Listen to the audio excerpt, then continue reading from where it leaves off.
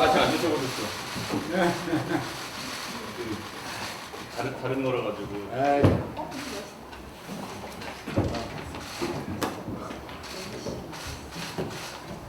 자, 좀 늦었습니다. 죄송합니다.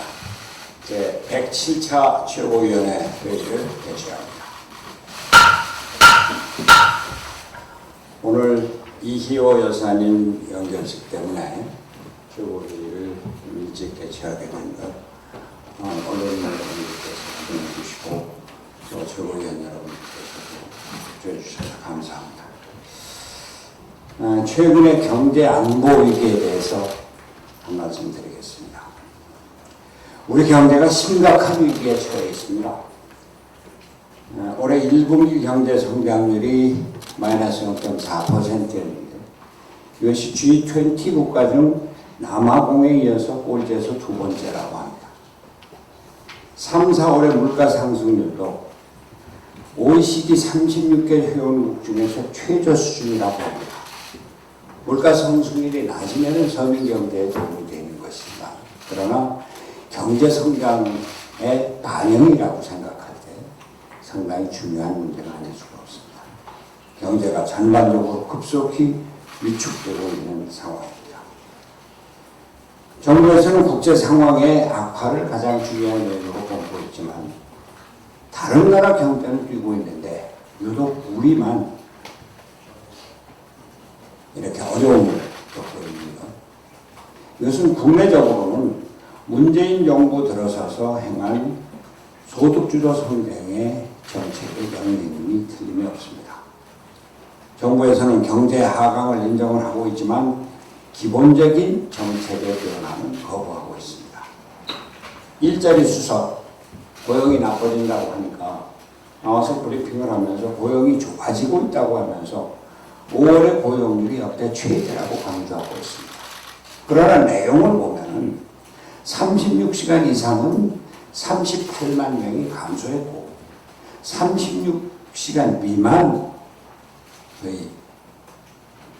고용이 66만 명이 증가했습니다. 고용의 질이 현저하게 악화되고 있는 것입니다. 김상조 공정거래위원장 어제 언론의 인터뷰에서 경제학자를 비학점이라고 했습니다. 경제가 엄중하다고 인정을 했습니다. 그러나 소득주도 성장은 문재인 정부의 정책 변화는 거부하고 있습니다. 이것이 문제입니다. 이 정부는 소득주도 성장, 최저임금 급격한 인상, 노동시간의 급격한 단축, 주휴수당 이러한 구체적인 문제 정책 실패를 거부하고 있는 겁니다. 그런데 최근에 더 큰 문제가 발생하고 있습니다. 실제로 국제 환경이 악화되고 있고 그것이 미국과 중국의 무역전쟁으로 나타나고 있습니다. 미국과 중국이 우리나라에게 노골적으로 자기 편을 들라고 강요하고 있습니다. 주한미 대사, 해리스 대사는 열흘 동안에 사흘이나 청와대에서 나서서 한국 정부의 화웨이 정책을 비판하고 있습니다. 화웨이와 사이버 보안에 대해서 언급하면서 화웨이 장비를 구매하면 한미 간 정보 공유에 문제가 생길 것이다. 이렇게 경고하고 있습니다. 미중 간의 무역전쟁, 이제 드디어 한미 관계에 새로운 경면에 들어서서 중대한 기로를 맞이하고 있습니다. 그런데 한국 정부는 오히려 느긋한 형편입니다. 화해 문제, 기업이 알아서 할 문제라고서는 발을 빼고 있습니다. 그러면서 오직 남북관계에 집중하고 있는 느낌입니다. 문재인 대통령은 오슬로에서 3차 북미 대화에 대한 기대를 나타냈습니다. 좋은 일입니다. 중재자를 자임하는 입장에서. 그러나 실제로 내용이 어떻습니까? 문재인 대통령이 트럼프에 대한 김정은 위원장의 친서를 언급하면서 흥미로운 내용이 있다 이렇게 거론하면서 희망적인 예견을 했습니다. 그러면서 북미 회담 전에 남북 정상회담에 대한 기대도 했습니다. 남북 교류 환영합니다. 쌀 지원 등 인도적인 지원 좋습니다.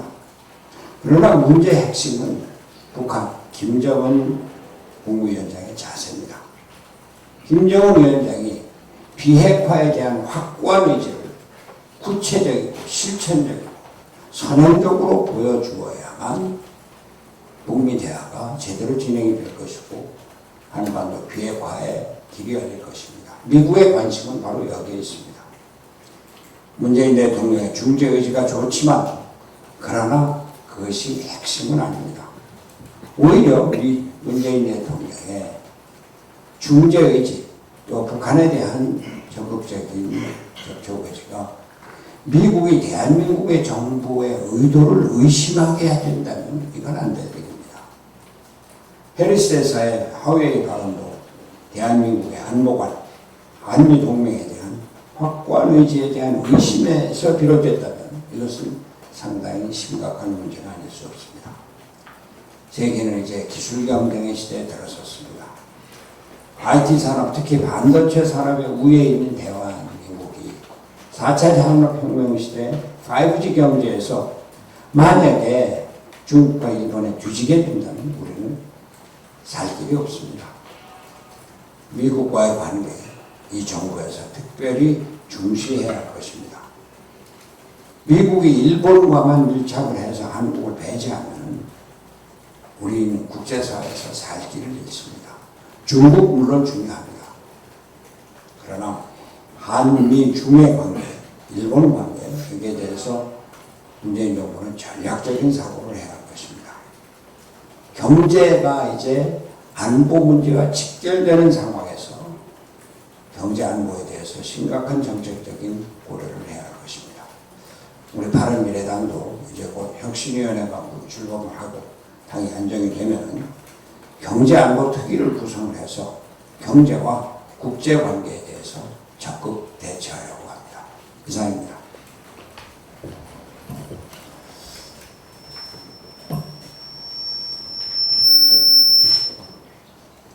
요즘 국회가 문을 닫고 있는 틈을 타서 정부 여당이 소관 상임위원별로 릴레이 당정 협의회를 열고 있습니다. 국정 운영 책임을 공유하고 있는 정부와 여당이 정책 협의를 강화하겠다는 것을 나무랄 수는 없는 일입니다. 그러나 문제는 그 내용입니다. 말이 좋아 정책 협의지 내년 총선에 영향을 줄 수 있는 민감한 현안들에 대해 야당과 단 한마디 상의도 없이 자기들 마음대로 결정됐다고 발표하고 있는 것입니다. 그렇게 되면 말만 앞서고 일은 안 되는 진정성 없는 메아리만 됩니다. 국민을 상대로 우를 범하고 있는 것입니다. 인터넷 은행 대주주 적격성 완화, 기업 상속 공제 요건 완화, 주세 개편, 자영업자 실업 구조, 버스 사업장 임금 지원 등 분야도 매우 다양합니다. 급기야 어제는 전국의 이장과 통장에게 각 지자체가 지급하도록 되어 있는 수당을 20만원에서 30만원으로 인상하기로 결정했다고 발표했습니다. 각 지자체가 주는 수당을 왜 정부와 여당이 무슨 권한으로 결정을 한다는 말입니까? 최소한 국회와 전국 자치단체 협의회와 논의를 거쳐야 하는 것이 상식입니다. 오히려 우리 당의 김중로, 권은희, 정병국 의원은 이 통장의 근본적 처우 개선을 위한 법안을 발의하는 등 지속적으로 노력해왔습니다. 작년에 2019년도 예산심사 때 기재부가 그렇게 반대해서 인상하지 못한 것을 훈령 개정하여 수당을 인상하기로 이미 결정한 것을 당정협의회를 통해 결정한 것처럼 생색내기에만 급급한 처사가 한심하기까지 합니다. 정부 여당의 반복되는 행태를 종합하면 국회 파행을 빌미삼아 정부가 포퓰리즘 정책들을 쏟아내면서 민주당의 총선 선거운동을 사실상 돕고 있는 것으로 밖에 해석되지 않습니다. 여기에 대해 공공기관 지방 이전, 동남권 신공항 재추진, 고등학교 무상교육 조기 추진, 각종 SOC 사업 예비 타당성 조사 면제 남발 등 총선을 겨냥한 선심성 정책들이 줄줄이 대기하고 있습니다. 한마디로 어이가 없는 일입니다. 앞으로 국회가 열리면 바른미래당은 이 문제에 대해서 정부의 책임을 반드시 추궁할 것입니다. 각 부처들은 경거망동을 즉각 중단하고 정책 협의만 하시기 바랍니다. 경제와 민생을 위해서 국회는 열어야 하지만 정부와 여당의 이런 한심한 행태를 막기 위해서라도 국회 문을 하루속히 열어야 합니다. 바른미래당은 이번 주말이 국회 정상화 협상 타결의 마지노선이라고 어제 말씀드린 바가 있습니다. 오늘과 내일 최선을 다해서 협상 타결을 위해 노력해 보겠지만 끝내 민주당과 자유한국당이 두 거대 양당이 대립으로 협상 타결이 무산되면 독자적으로 국회 문을 여는 방안을 추진할 수밖에 없다는 것을 다시 한번 확인합니다. 국민도 바른미래당도 기다릴 만큼 기다렸고 충분한 시간을 들였다고 생각합니다. 지금부터는 의지의 문제입니다. 양당이 국회 정상화 의지가 있다면 본질에서 벗어난 작은 사안들은 뒤로 물리고 대승적 결단을 내리는 것이 옳습니다. 분명 말씀드리지만 다음 주에는 어떤 방식이 됐든 국회가 열리도록 하겠습니다. 바른미래당은 각 상임위별로 쟁점이 되고 있는 현안들에 대한 점검에 이미 착수한 상태입니다. 근 2달 만에 열리는 국회이니만큼 국민들께 실망을 끼쳐드리지 않도록 6월 임시국회 준비에 만전을 기하겠습니다. 여러가지 산적한 현안들 가운데 국제노동기구 ILO가 모든 회원국에게 비준을 요구하고 있는 ILO 핵심 협약 비준 문제가 있습니다. ILO가 비준을 요구하는 핵심 협약 중에는 우리 경제 현실이나 노동 환경에 맞지 않는 사안들도 있습니다. 그래서 경제에 미치는 악영향과 사회적 갈등을 최소화하기 위해 경사노위 합의를 거쳐서 관련 법 개정을 먼저 추진하고 그 연후에 비준 동의 절차에 들어간다는 것이 당초 정부의 방침이었습니다. 그런데 어제 이재갑 고용노동부 장관이 스위스 제네바에서 열린 ILO 창립 100주년 기념 총회에서 ILO 협약 비준 동의안을 가을 국회에 제출하겠다면서 사실상 연내 비준 추진을 국제사회에 공개적으로 약속했습니다. 지금 당사자 협의체인 경사노위에서 합의가 되지 않고 있고 국회에서도 여야 간의 입장이 크게 갈리는 상황에서 정부가 국제사회에 대고 연내에 비준하겠다고 약속부터 하는 것은 너무나 무책임한 일이 아닐 수 없습니다. ILO 협약을 고리로 EU가 통상 압력을 가해오는 사정을 충분히 고려하더라도 우리 경제에 미칠 파장과 노사관계에 미칠 영향을 충분히 고려해서 대응책을 마련한 다음 비준을 추진하는 것이 옳습니다. 100번을 양보해서 관련법 개정과 ILO 협약 비준은 동시에 진행한다 하더라도 사회적 합의만큼은 그 이전에 이루어져야 합니다. 정부의 이번 약속은 앞으로 사회적 대갈등을 촉발하는 계기가 될 것이라는 점에서 심각한 유감의 뜻을 밝힙니다. 바른미래당은 각계의 의견을 수렴해서 ILO 협약 비준 문제 또한 6월 임시국회의 중요 현안으로 다뤄나가겠습니다. 문재인 정부가 노동계의 압력을 의식해서 한쪽으로 치우친 결정으로 가뜩이나 어려운 경제에 찬물을 끼얹는 대립적 노사관계를 확대 재생산하는 우를 범하지 않도록 철저히 견제해 나가겠습니다. 감사합니다. 제가 이호 여사의 연결식 때문에 먼저 자리를 빼겠습니다. 오시면 원내대표께서 의를 주재해 주시기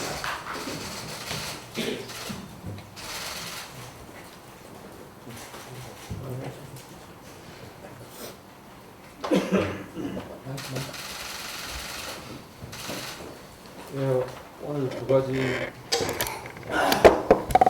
말씀을 드리겠습니다. 우선 청와대가 국회 정상화를 노골적으로 방해하고 있습니다. 청와대 총선 출마자들은 즉각 청와대에서 나오시길 바랍니다. 대통령께서 해외 순방 나가 있는 틈을 타서 청와대 비서진들이 연달아 대형 사고를 치고 있습니다. 원래 청와대는 여야 싸움도 좀 말리고 국회를 정상화하는데 촉매 역할을 해야 됩니다. 그런데 오히려 청와대는 그 반대로 매일 야당 때리기 앞장서고 있습니다. 그저께 강기정 정무수석과 복귀왕 정무비서관이 청와대 국민청원 답변을 핑계로 야당 때리기에 앞장을 섰습니다. 그러더니 어제는 정태우 일자리 수석도 라디오 인터뷰에서 야당 때리기 동참을 했습니다. 답변과 발언의 옳고 그름을 떠나서 청와대 이 시점에서 이런 대응은 국회 정상화를 방해할 뿐입니다. 특히 해외 순방 떠나시면서 추경 처리 위해 국회 정상화 당부한 대통령 지시를 노골적으로 거부하는 것입니다. 이런 일이 발생하는 이유는 아까 제가 언급한 세 분들이 모두 총선 출마 가능성이 있는 분들이기 때문입니다. 청와대 이 총선 출마 희망을 하는 비서진들이 대통령 보좌보다는 다음 총선을 위해서 자기 몸값 올리기, 자기 정치하기 때문입니다. 그래서 대통령께서 결단을 해주십시오. 총선 출마를 위해서 청와대를 자기 몸값 올리는 수단으로 악용하는 이 비서진들 그냥 놔두다 보면 대통령한테 누가 될 뿐입니다. 국회 정상화만 방해하고 우리 국민들 민생고 해결은커녕 민생고 악화시킬 뿐입니다. 이분들 즉각 모두 청와대에서 내보내주십시오. 그것이 국회 정상화에 기여하는 길입니다. 한 가지만 더 말씀드리겠습니다. 제가 한 2주 전인가요? 민주노총 현대중공업 노조원들 폭력 영상을 보여드렸는데 12일이죠. 이틀 전에 또 아주 심각한 그런 폭력 사태가 발생했습니다. 민주노총 현중 노조원들이 회사원이 아니라 그냥 조폭이라는 것을 정말 명확하게 보여주고 있는 건데요. 보시기 전에 잠깐 설명을 드리면은 이 현장은 현대중공업 해양사업본부 야외에 있는 컨테이너 사무실입니다. 이 사무실은 현대중공업 회사원들이 쉬기도 하고 교육도 받고 하는 곳인데 민노총 현중 노조원 30여 명이 집단으로 몰려와서 쉬고 있는 동료 회사원 5명을 위협한 것입니다. 그러니까 파업에 참가 안 했다는 거죠. 파업에 참가 안 했다고 보복 협박하고 있는 장면을 한번 보시죠.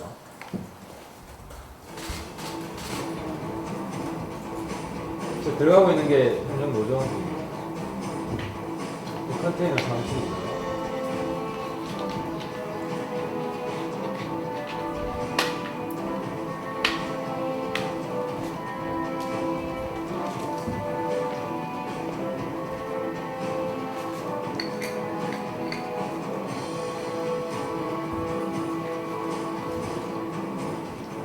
지금 난동을 피우고 이제 나오고 있는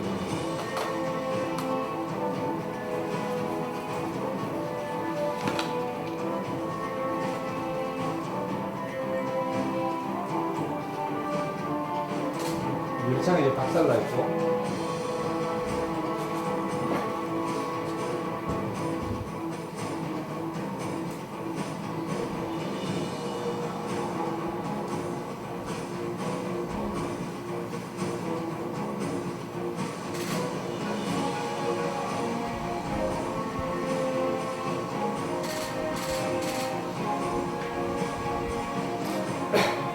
아니 지금 잠시만 영광입니다.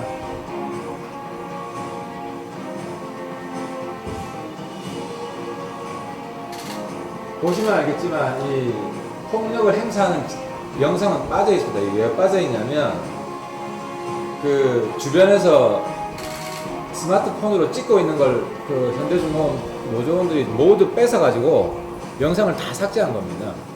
그러니까 이제 증거인멸까지 한 겁니다. 자기들이 폭력을 행사하고 여기 보시면 알겠지만 이미 이 현중 노조원들은 회사원이 아니고 조폭들입니다. 산에 게시판에 올라온 글을 하나 소개하면요. 민주노조냐 민주노조를 가장한 폭도냐 업체 나이 많으신 노동자에게 눈깔이 깔아라 소리치며 협박하고 현장 군인 토의실 때려부시고 소화기 뿌리고 안전교육장 유리 깨고 이건 민주가 아닙니다.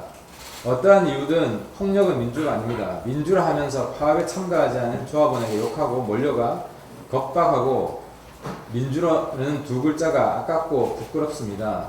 민주노총에서 민주를 빼라는 건데요.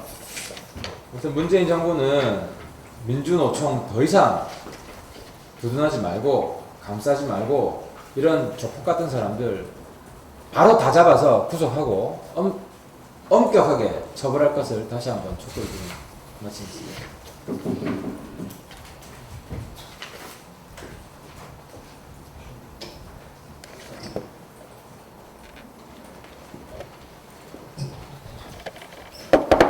네, 오늘 민주화의 영웅 중 한 분인 이희호 여사를 떠내보내는 우리의 마음은 무겁습니다. 젊은 세대는 여사께 감사하고 그 뜻을 이어나가기 위해 노력할 것입니다. 선배들의 노력으로 이룩한 민주주의가 인류 보편의 가치로 자리잡게 하는 것이 그 방법이라고 저는 믿습니다. 그런데 작금의 홍콩 민주화 운동에 대해서 어느 우리 정치권 인사도 뜻을 표하는 것을 주저하고 있습니다. 민주주의를 향한 아픔의 상처인 5월 18일을 추념하는 우리 정치권이 5월 35일에 대해서는 아직도 입도 뻥끗하지 못하고 있습니다. 순수한 민주주의는 보편의 가치가 되어야 하고 절대적인 지향점이 되어야 합니다. 한국식 민주주의와 맞서 현재의 민주주의를 이룩해낸 우리의 숭고한 경험이 국제사회의 지지를 받았던 것처럼 휴전선 이북의 인민민주주의와 같은 유사민주주의는 배척의 대상입니다. 인구 700만의 홍콩에서 정치적 탄압으로 악용될 수 있는 범죄인 인도 법안에 반대하는 행동가들의 수가 100만을 넘었습니다. 그들이 느끼는 민주주의에 대한 위협은 우리가 87년에 느꼈던 민주주의의 위기와 상통합니다. 홍콩의 활동가들은 보통선거와 평등선거를 주장하고 있습니다.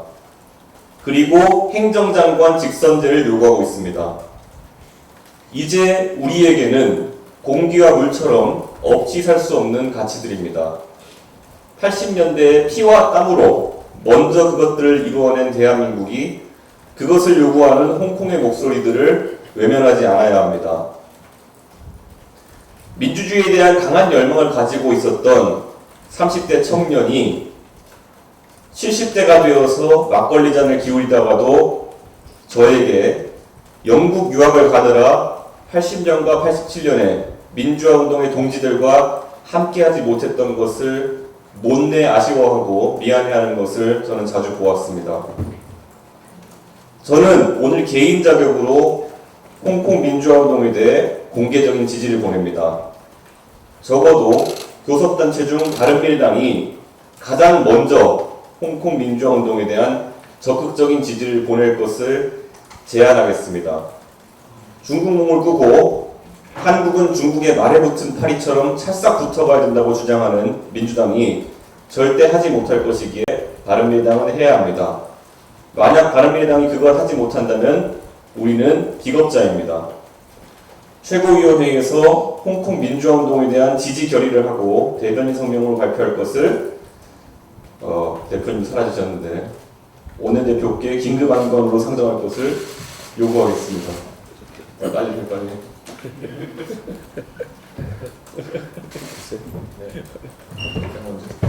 네, 문병호 주의원입니다.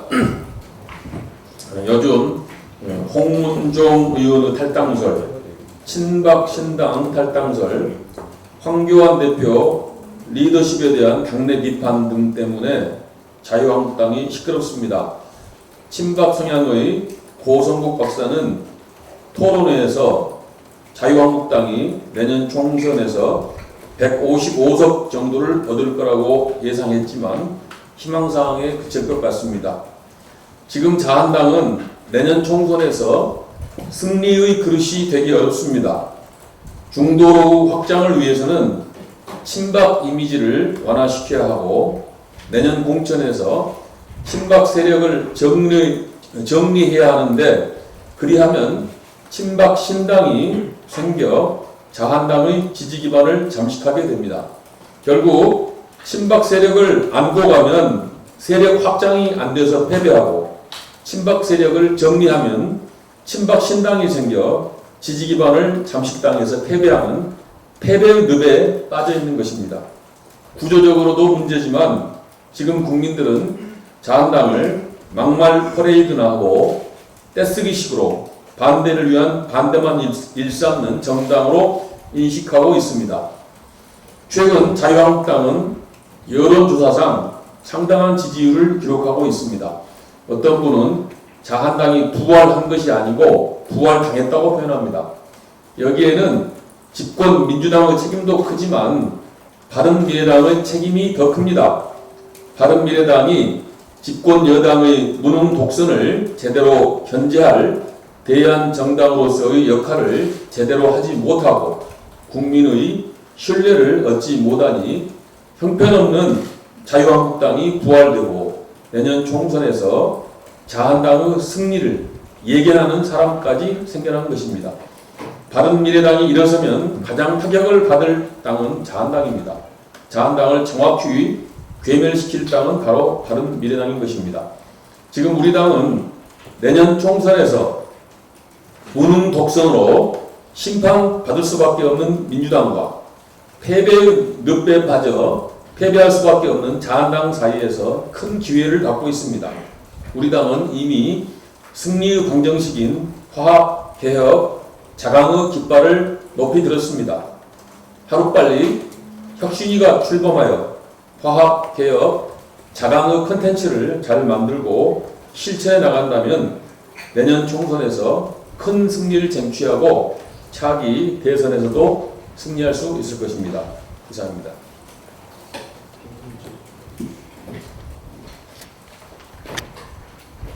종교계에 한 말씀 드리겠습니다. 근래 일부 종교계의 과도한 정치적 행보에 종교 정치화에 국민들이 깊은 걱정과 우려를 표하고 있습니다. 최근 모 대학의 불교 교양 수업의 어느 스님께서 세월호와 관련된 부적절한 발언으로 논란이 되었고 대학은 해당 강사를 해촉하였습니다. 또 모 기독교단체 회장은 대통령 하야 발언을 하고 또 그 단체는 시국 선언문까지 내놓았습니다. 일부 종교계 인사들이 정치에 지나치게 나서고 있다는 인상을 지울 수가 없습니다. 인류 역사는 정경분리로 중세가 끝나고 근세와 근대에 접어들 수 있었습니다. 종교계가 정치화된다면 우리 역사는 미래가 아니라 과거 중세로 퇴보하는 것과 다름이 없는 것입니다. 더 큰 문제는 국민들 간의 갈등의 골이 깊어진다는 것입니다. 정치는 종교에서 사랑을 배우고 종교는 국민들에게 평화와 안식을 베풀어주는 것이 합당할 것입니다. 그런데 일부 종교계가 민감한 정치적 발언으로 분노를 조장하고 국민들 사이의 갈등과 배타적 대결 구도를 만드는 것은 대단히 적절치 못한 것이라 생각합니다. 또한 특정 종교를 가진 정치인이 종교를 정치적으로 악용하는 것 역시나 적절치 못할 것입니다. 앞으로 일부 종교계의 자중과 맹성을 촉구합니다. 마지막으로 여성운동가이자 민주화 운동가였던 고 이희우 여사님의 영면을 기원합니다. 감사합니다. 이제 발언하신 분도 없으면 비공개로 회의 진행한 협조해 주시기 바랍니다.